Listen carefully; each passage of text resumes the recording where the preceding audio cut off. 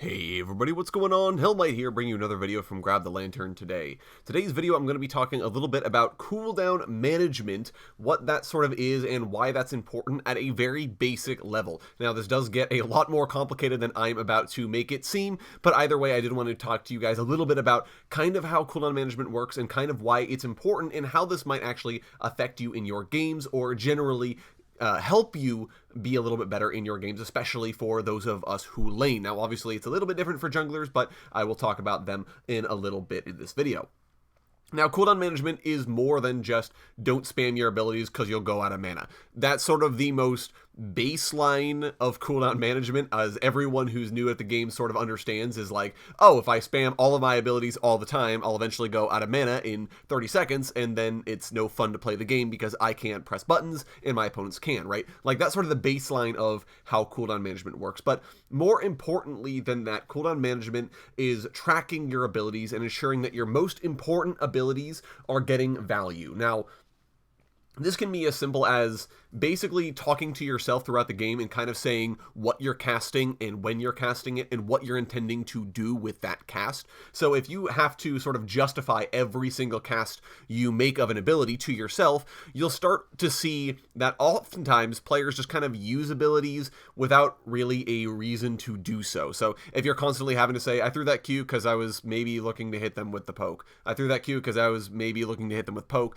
You sort of understand that, oh, maybe I don't actually want to be constantly going for this poke, going for this trade, because I'm just using these abilities for no reason. In fact, actually, there's a good example on screen here. The Xin Zhao used his Q in front of me, and then used it to the Scuttle Crab, so I no longer have to worry about that cooldown. That's a huge cooldown that I'm able to take a fight with him afterwards. If he had have used that Q on me, I would have been in so much more trouble than if he'd have when he used it on the Scuttle Crab and said to me, oh, you no longer have to worry about that too much, that's going to be totally fine. So, and that's sort of a basic idea of what I mean about cooldown management, is looking at the abilities that both your opponent's using, but also that you're using, and trying to ensure that whatever they have that's the most risky ability, that you are respecting it. So, almost every champion in the game has a single basic ability that is the most important of their three basic abilities, right? Every champion sort of has the one cooldown that you're most scared of or that they can get the most value out of. So a good example of this is Blitzcrank Rocket Grab, Blitzcrank Q. That is the most important, impactful ability in Blitzcrank's kit. Of course, Blitz is a little different because that's the most important ability in his kit, period. And you always have to be worried about Blitzcrank Q because the rest of his kit's kind of designed around it, but you sort of get what I'm saying. You don't care if Blitzcrank uses Power Fist to last to Dominion. You don't really care if Blitzcrank uses Overdrive to run off and ward, right? Like, those cooldowns don't matter. What matters is Blitzcrank Hook available? And if it is, you have to kind of give your opponent that sort of respect. You have to know that that is an ability they can pull out whenever they want, and that it's going to be quite risky for you if that ability does land and does get value.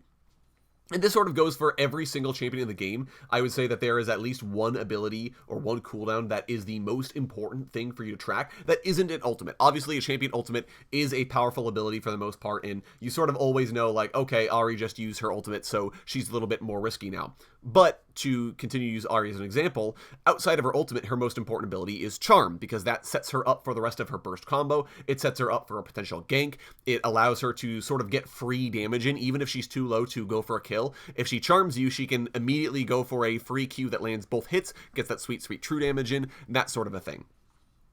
So, while you can kind of spam your abilities all the time, whenever you use your impact spell, which is this sort of most important cooldown that I've been talking, the Ahri Charm, Blitzcrank Rocket Grab, Syndra Scatter the Weak, these you're immediately allowing your opponent to aggress freely or to CS safely because they're no longer afraid of getting CC'd or having their damage mitigated or getting engaged upon, right? They no longer have to worry about that because they're sort of saying to themselves, oh, you just used that ability, so I don't actually have to be scared of that anymore. And like I said, every champion has an ability where that is the case, even if it's not a sort of skill shot crowd control effect like I've been talking about. I would say, for example, Yasuo Windwall. That's one of his most important cooldowns. That's the one that you want to be tracking. Garen W, that's a cooldown that you want to be tracking because Garen's able to kind of trade freely, kind of ignore your crowd control when that's available. You can't really do much about the spin. You can't really do much about the Q, but you can kind of say, oh, Garen doesn't have W available, so now is my opportunity to try and fight with him.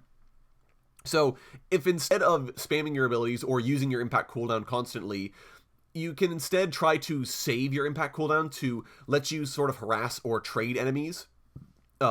So that way you're allowed to keep threat.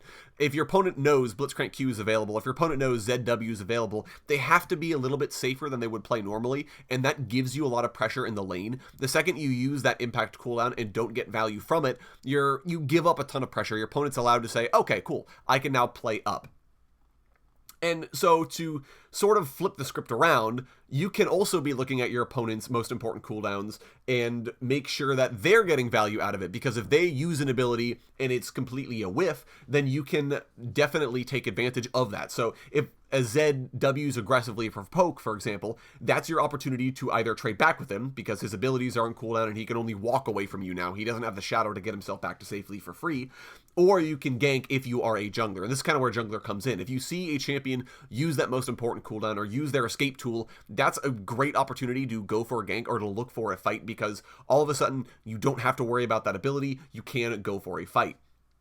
This also means that things like Blitzcrank whiffing a hook. If he uses hook and doesn't get cooldown, punish him for that. It's a very long cooldown. He doesn't do a lot without it. That's not to say that you can just walk up on him no problem, but it does allow you to kind of say, oh, look, Blitzcrank doesn't have Q for the next 20 seconds or so. We're allowed to either CS safely or to try and go for harass onto him, because we don't have to be afraid of getting hooked. We don't have to be afraid of that impact cooldown because it's on cooldown. And this is sort of why fishing for hooks or binds constantly can be a mistake. So obviously it's sort of easy, especially if you're a mage, to say, well, whatever, I'll throw out the Xerath E, I'll throw out the Seraphine E, because if it lands, great, if not, oh well. But what it does is your opponent can just ignore you after that point, or say, hey, their crowd control's down, so Blitzcrank is free to run up because he no longer is worried about eating that bind or eating that slow or eating that stun.